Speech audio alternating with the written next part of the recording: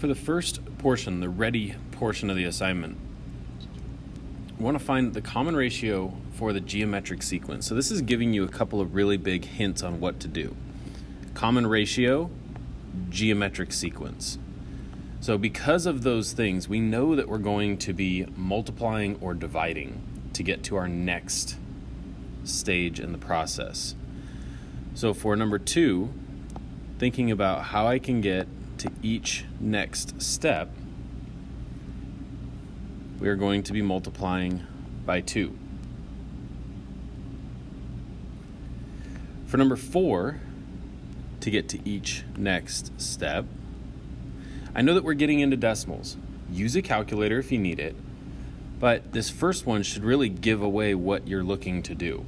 To get from 10 to 5, again, with a geometric sequence, we're going to be dividing by 2. For number 6, what you'll be looking to do here is to first complete the table. So following this pattern, just continuing it down, well, you notice that we're subtracting 2 for the first couple, so we're going to continue subtracting 2. So our recursive, once again, we need to first define our first term, and then define every next term after that. We'll take the previous term, so f of n minus 1, and subtract 2. For our explicit equation, we're going to take f of n, and then we need to figure out what the output is when x is 1.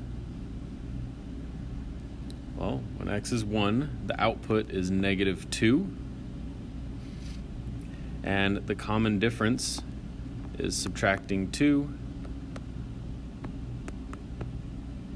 times n minus 1. If we were to simplify this out,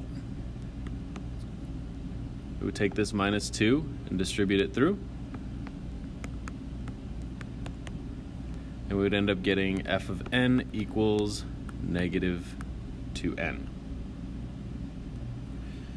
For number 8, same process. Taking it here and here, we notice that we're going and dividing it by 3. So 3 divided by 3 is 1. 1 divided by 3 is 1/3. Our recursive, f of 1 equals 27. And f of x is going to be the term right before x, so f of x minus 1, divided by 3. For the explicit, take f of x equals the first term, 27, times our common ratio to the power of x minus 1. Again, getting into that process of recognizing what our first term is and what our ratio or difference is with an arithmetic or geometric sequence. For number 10, writing each equation of the line in slope-intercept form, that y equals mx plus b.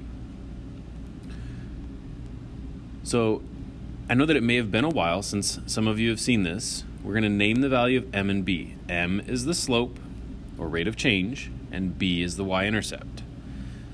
So b is going to be where this graph crosses the y-axis, so b is negative 1, and the slope is going to be the rate of change.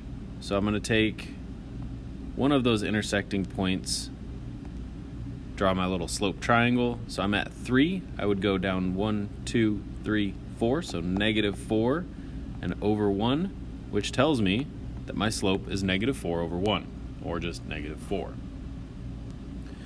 So for writing this equation, we would write it as y equals mx plus b. Well, m is negative 4, b is negative 1, So we should have y equals negative 4x minus 1. For number 12, same process. Find your y-intercept first. If you can notice that it's here. So right now we know that it's at positive 4.